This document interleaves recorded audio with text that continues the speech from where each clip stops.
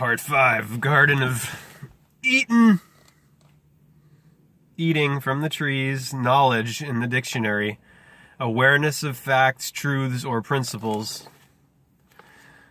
Principles of principles. We have the 7 hermetic principles of occult science, 2 of which are correspondence and gender. Gender is in everything. Adam and Eve, odd and even. Yang and yin, in everything. 2, erudition and correspondence is everything connects. And there's 5 other ones too. I'll write those down some point and go through all of those. Because this is what we're dealing with in the Garden of Eden. Eatin. 18 because look.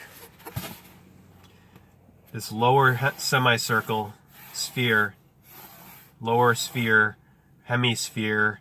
You won't catch me with the flatheads of L claiming Earth is flat. 2D, it's 3D, it's spherical. That's why we have hemispheres. Southern and northern hemisphere. So the southern hemisphere and the northern hemisphere. This is your right brain hemisphere, your left brain hemisphere, and this is your right brain hemisphere, where the Garden of Eden story is first starting before they get evicted, and sent back to the earth, where they were created, where everything was created from. And we've just learned that apparently Adam wasn't supposed, the man, the body, the one, odd, was not supposed to eat from this either, apparently. Because this god or gods who says, oh, he's one of us. Why would he say he's one of us if he's the only frickin' god? Right? Of course he's not the only god, because there's the 7 deities of astrology, the 7 dwarfs, the 7 colors of visible light, these 7 hermetic principles, 7 chakras, the wheels, the energy centers of your body. 9, 3, 6. The below equals 18. 9 plus 6, 15, plus 3, 18. 1 and 8, 9. The sacred feminine, Libra, of equilibrium, of balance. Balance. And I turned right to that when I was talking about this earlier. And then when I opened up the dictionary first, I did not plan that. What happens if they eat from this? This god or god says they live forever. Life, light. They don't die. D-I-E in gematria. D's 4, the delta, letter 4, the Daleth. 1, 2, 3, 4, 4 doors. D, the semicircle. I-E, I is 9, E is 5. All equals, add that up, 18. D-E-I-T-Y, deity, divine, divide, David, Deus, Dharma, a Dharma, which leads us now. And then you got gnosis going on along with knowledge. Let's see if that's in the dictionary before I do divination with this Indian philosophy, because this precedes the Bible and exceeds it, the Vedas. Let's see if gnosis is in here, because this is an important part of all of this. Gnosis, knowledge. Knowledge makes you like the gods. And the gods apparently don't want you to be like them. Also, knowledge in the Bible refers to knowing. It refers to sex, too. We're dealing with sexual things, secret things, sections, secular versus sacred. We're not just believing, we're considering. We're seeking within. Golgotha, Calvary, any place of suffering and slaughter. That's where the crucifixion happens. And it doesn't tell you the etymology here in the Deaf Phoenician. They look up the etymology of Golgotha, Calvary. It means the place of the skull, where the name Calvin comes from. Skull with the temples. This is where crucifixion happens. Between the 2 thieves, or the 2 eyes of the lies. The past, the future. The one is the present. Serpent, present.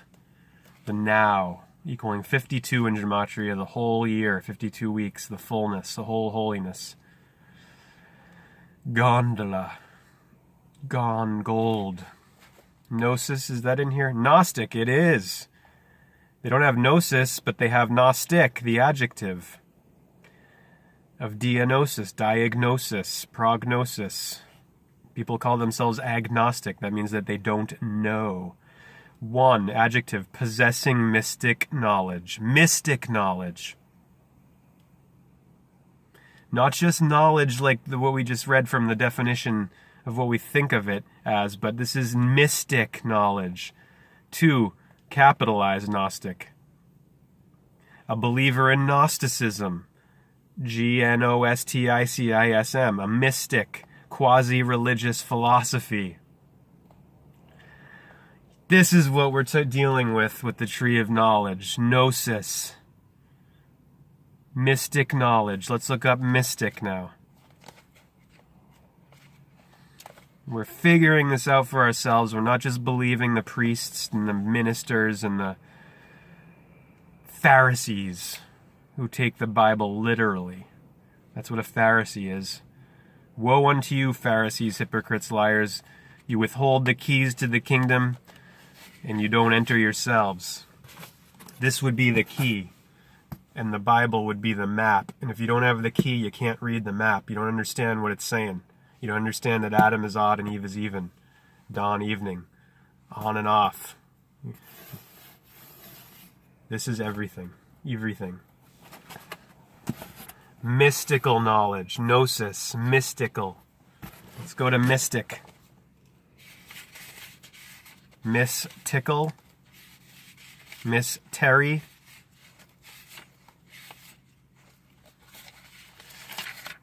Mushroom. Myth. Mystique. Right above myth. Mystique. Myth and mythology. Mystique. Mystify. Mysticism. Mystic. Mystery. This is a big list of mist here. Myself. So first, myself, an emphatic form of I, the reflexive form of me. Mysterious. Remember, M is in the middle. It's the Phoenician mem. The mix in the middle. The midline. The mid. M. 3, 1, 2, 3. 13th letter in the middle. 13 of 26 in the alphabet, Aleph Beth of English, Angus. Mysterious, pertaining to a mystery, obscure, puzzling. It's definitely what we're dealing with in Genesis genetics. Mystery, a fact or phenomenon whose meaning or cause is unknown, an enigma or puzzle, which is what our lives are ultimately, because from womb to tomb is flanked by complete mystery on either side. 2, a story or novel about crime, especially murder, red rum. 3, a religious sacrament. Mystery, a religious sacrament. Plural, ancient religious rites. Mystery play, a medieval religious drama based on the scriptures. Mystery, from there's an etymological block for mystery here. From Greek, moon, M-U-E-I-N. Does that not sound just like our word moon? Of course, it will look like it and sound like it. It is. Keep secret. Source of mystis. Initiated person. We're dealing with the mystery schools of the ancient world. Mystic. Known only to those of special comprehension or especially initiated. Obscure. We found the same thing with esoteric and occult. Those definitions. 2. Mystic literally means occult. 3. Pertaining to mystery or mysticism. Noun, one who believes or practices mysticism. Mysticism, a mode of thought founded on spiritual illumination or intuition, insight. We have a 6 stem in this society today that is all about looking out, never looking in. Mystify, perplex, bewilder. Mystique, semi-mystical beliefs and attitudes surrounding a person, institution, etc., and endowing him or her or it with a special aura and significance. Myth, M-Y-T-H pronunciation. Noun, a legendary story. Fable, bull, fable, F-A-B-L-E, bull, Bible. babble, Babylon, biblos. A fictitious person, 2. A fictitious person, thing, or happening, fiction. Crucifixion. The fix of the six. Mythology, noun, a body or system of myths, mystical, myth, mystery, or myths concerning a particular person or race of Ra. Yep. And then it goes into N, the 14th letter. M and N, 13 and 14, 4 and 5, 9, feminine. We're figuring stuff out here, everybody. We're making sense of this mystery. You got to bring gematria in. You got to bring decryption into the script of the bull. Genesis, the genes of Isis, of Gnosis. 7 letters, 7 days, 7 colors of the spectrum, 7 chakras of Ra, which is what Vedic stuff. So now let's do some divination here, see if the real God, if there is one, has something to say here, has something to add for me, a gift in this present. So we're in the Orthodox Systems, page 375 of this book, Indian Philosophy, edited by Sarvapali Radhan Krishna Radha Hare Krishna, and Charles A. Moore. I opened right to the number 22 of Naya in the Orthodox Systems. 22. Let's read this for the last part of today. We have 3 minutes here. Oh, and I didn't even go through yesterday's synchronicities. So it looks like I'm going to have to do a part 6.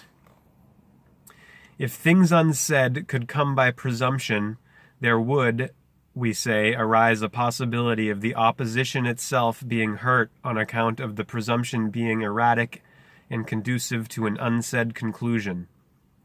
If one says that sound is non-eternal because of its homogeneity with non-eternal things, the presumption that naturally follows is that sound is eternal because of its homogeneity with eternal things, and vice versa. There is no rule that presumption should be made in one case and not in the case opposed to it, and in the event of 2 mutually opposed presumptions, no definite conclusion would follow. 23. If the presence of a single common property were to make the 2 things non-different, then all things would have to be regarded as non-different, because the property of existence is present in all. This contention constitutes balancing the non-different. The single common property in the case in question is that of coming after effort, and because this single property is present in sound and in the jar, if these 2 things be regarded as non-different, i.e. both be regarded as non-eternal, then all things should have to be regarded as non-different. 24. The above denial does not hold, because in the case of some common property, the presence of certain other properties of the similar thing is possible, while in the case of others such presence is not possible. 25. Balancing the demonstration is based upon the presence of grounds for both. 26. This denial has no force, because the presence of ground in support of the original proposition is admitted. 27. If an opposition is offered on the ground that we perceive the character of the subject even without the intervention of the reason, the opposition will be called balancing the perception. 28. Inasmuch as the property in question may be due to some other cause, the denial has no force at all. 29. If against an argument proving the non-existence of a thing by the non-perception thereof, one offers an opposition aiming at proving the contrary by the non-perception of the non-perception, the opposition will be called balancing the non-perception. 30. The reasoning through non-perception is not, we say, sound, because non-perception is merely the negation of perception. Hare Krishna.